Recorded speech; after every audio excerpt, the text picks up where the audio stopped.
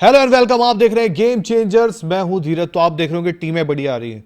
अभी आपने देखा होगा कि एक टेस्ट टीम आई है हमारी, जो श्रीलंका जाना है, जिसमें 2 टेस्ट मैच खेलने हैं, जिसमें टीम आई है, जिसमें आप देखेंगे सारांश जैन को मौका मिला है। मतलब यार, इंडियन क्रिकेट, डोमेस्टिक क्रिकेट की जब हम बात करते हैं तो वो लगातार वहां खेल रहे होते हैं। तो वो एक टीम आई है। आकिब नबी को उसमें जगह नहीं मिली है, या आप सरफराज की इतनी बात कर सकते हो, उसमें जगह नहीं है। लेकिन आप अगर एक टीम उठाएंगे तो आपको उसमें खिलाड़ी, युवा खिलाड़ी नजर आएंगे। देवदत्त पडिक्कल को मौका मिला है, क्योंकि अब टीमें दिख भी रही है ना कि थोड़ा सा खिलाड़ी इंजरीज के साथ भी होते हैं। लेकिन पिछले कुछ दिनों में हमने एक चीज सुनी है कि जो सिलेक्शन कमिटी है या चीफ सिलेक्टर है, उनको आरसीबी के प्लेयर से कुछ दिक्कत है। मतलब सोशल मीडिया में हमने सुना और ऐसा देखने को ही मिला है। क्योंकि यार, जब हमने आईपीएल हुआ, आईपीएल के बाद रजत पाटीदार हो, चाहे भुवनेश्वर कुमार हो, चाहे हमारे कृणाल पांड्या हो, इन सबको जगह नहीं मिली। इन सबको टीम में सिलेक्शन हुआ, जगह नहीं मिली, T20 के लिए जगह नहीं मिली। हाँ, ये बात अलग है कि हम आयरलैंड गए, वहां 2-0 से हार गए। 2-0 मतलब थोड़ा अच्छा शब्द है, क्लीन स्वीप कहेंगे, क्लीन स्वीप हो गए वहां पर। अब बट अब कहते हैं ना, कई बार क्या होता है, मजबूरी होती है इंसान के पास। तो मजबूरी ऐसी होती है कि आपको शायद मजबूरी में रजत पाटीदार, कृणाल पांड्या, भुवनेश्वर कुमार, ये जो आरसीबी के प्लेयर्स हैं, या और भी ऐसे प्लेयर्स हैं जिनको शायद आपको चुनना पड़ सकता है, आपको टीम में सिलेक्शन करना पड़ सकता है। ये मैं बात कर रहा हूं इंडिया का जो वेस्ट इंडीज दौरा है। सबसे पहले आपको बताते हैं ऐसा क्यों हो सकता है। क्योंकि एक साथ अगर आप देखोगे तो हमारी जो टीमें हैं, एशियन गेम्स के लिए गई होगी। अब एशियन गेम्स के लिए जब हमारी टीम जाएगी तो वो 24 सितंबर से जा रही है और वो 1 अक्टूबर तक जा रही है। इस दौरान वेस्ट इंडीज हमारे घर आ रहा है। और ओडीआईज में आप सभी को पता है यार, ओडीआईज में हमारे बड़े बुरे हाल है। ओडीआईज में हम कुछ जीत ही नहीं रहे। हाँ, अफगानिस्तान जीता हमने, अफगानिस्तान जीता हमने, बाकी इंग्लैंड हार गए, बाकी और भी हम न्यूजीलैंड हार गए। मतलब लिमिटेड, हम बहुत लिमिटेड सीरीज ही जीते। एक इंडिया ये वाला जीता हमने अफगानिस्तान, और एक साउथ अफ्रीका जीते थे जब केएल राहुल कप्तान थे।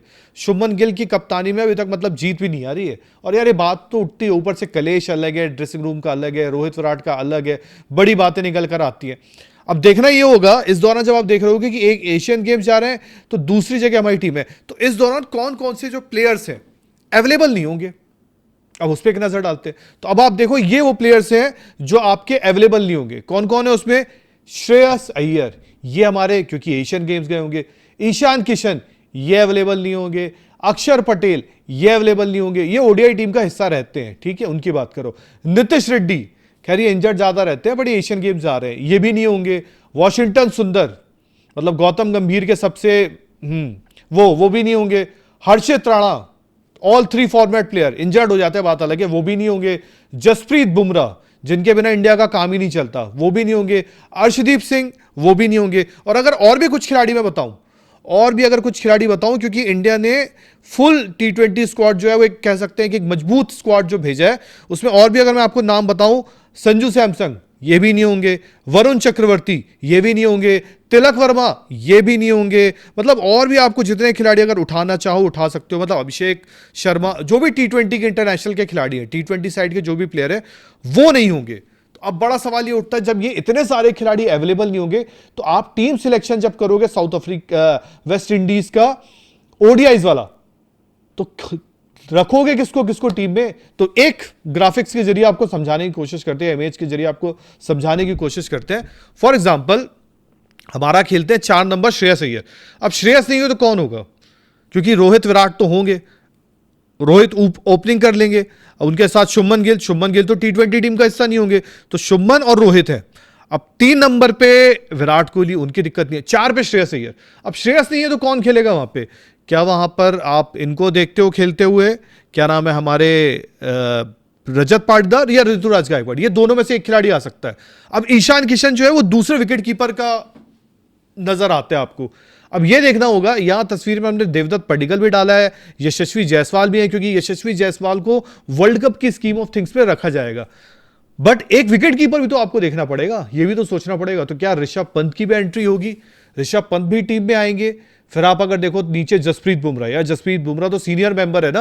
अब टीम में प्रसिद्ध कृष्णा है, गुरनूर ब्रार है, ये तो है, पर क्या इनके दम पर ही, ये बॉलिंग के दम पर ही हम खेलेंगे? अब ठीक है, सामने वेस्ट इंडीज है, मान लिया वेस्ट इंडीज है, बट अगर वेस्ट इंडीज से भी घर पे हार गए तो लाले पड़ जाएंगे, बुरे हो जाएंगे। तो ऐसा भी तो नहीं सोचेंगे ना कि वेस्ट इंडीज को इतने में हल्के मिले। तो अगर जसप्रीत बुमराह नहीं है तो क्या वहां पर मोहम्मद शमी या भुवनेश्वर कुमार को जगह मिल सकती है? ये इसलिए भी है कहीं ना कहीं ये खिलाड़ियों का नाम, और जिस तरह आप ये तस्वीर देख रहे हैं, क्योंकि एक बात जैसे रविचंद्रन अश्विन ने कही कि यार ये कहां लिखा है कि आप भुवनेश्वर कुमार को ओडीआई की टीम में नहीं ले सकते हो, आप लो ना उनको।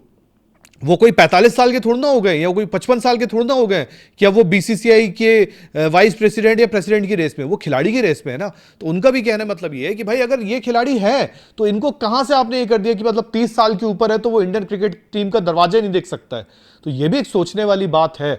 तो इसलिए उन्होंने यहां पे अगर आप देखो तो जसप्रीत बुमराह की जगह क्या ये दोनों खिलाड़ी आ सकते हैं, इनमें से कोई खिलाड़ी आ सकता है। अब स्पिन का ऑप्शन भी आपको देखना पड़ेगा, स्पिन ऑलराउंडर अगर आप देखो, क्योंकि कुछ दिन पहले खबर आई थी कि भाई जडेजा तो हमारी स्कीम ऑफ थिंग्स में नहीं है।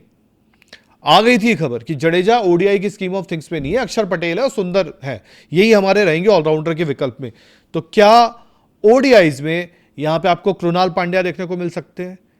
जडेजा की तस्वीर भी रखी क्योंकि पता नहीं होता भाई कब हमारी सिलेक्शन कमेटी यू टर्न ले ले, या रियान पराग जैसे खिलाड़ियों पे भी जा सकते हो, पर रियान पराग नीचे बैटिंग करेंगे, क्या वहां पे कारगर होंगे? अब वो वाली बात है, क्योंकि अब देखना यही है कि कितने खिलाड़ियों को, क्योंकि वेस्ट इंडीज का जो दौरा है उसमें कितने खिलाड़ियों का चयन होता है, क्योंकि 15 खिलाड़ी आपको रखने पड़ेंगे।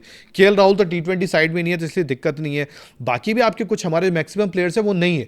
बॉलिंग में अगर आप उठाओ तो फिर भी चलो काम चल जाएगा कहीं ना कहीं। जैसे मैंने बोला कि पिछली जो सीरीज रही है हमारी, पिछली जो सीरीज रही है, मैं एक बार आपको उसमें अगर बता देता हूं, जो हम इंग्लैंड गए थे, तो इंग्लैंड जब गए थे तो उसमें बॉलिंग यूनिट जो हमारा था, अर्शदीप, बुमराह, गुरनूर बरार, कुलदीप यादव, प्रसिद्ध कृष्णा, प्रिंस यादव।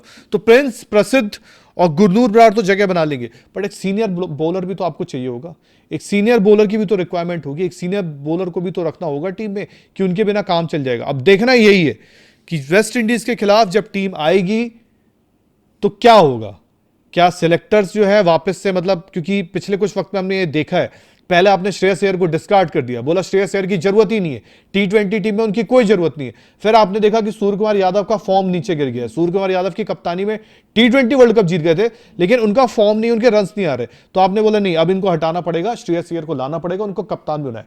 एक साल पहले ये काम आप कर सकते थे श्रेयस अय्यर को टीम में लाने का, लेकिन तब आपने किया नहीं था, तब आपको लगा नहीं यार जरूरत तो पड़ेगी नहीं। तो ये सिलेक्शन कमेटी हमारी घूम फिर के वही चीज करती है जो इसको एक साल पहले कहा जाता है, थोड़ा देरी से करती की बात अलग है, पर अब ये देखना होगा। बाकी आप लोग बताओ, आप लोग बताओ कि आप लोगों को क्या लगता है कि वेस्ट इंडीज के खिलाफ ये 3 मैच की ओडीआई सीरीज है, रोहित विराट तो वहां आपको नजर आएंगे, इनके अलावा आपको कौन नजर आएगा, या आप किसका सिलेक्शन देखना चाहते हैं?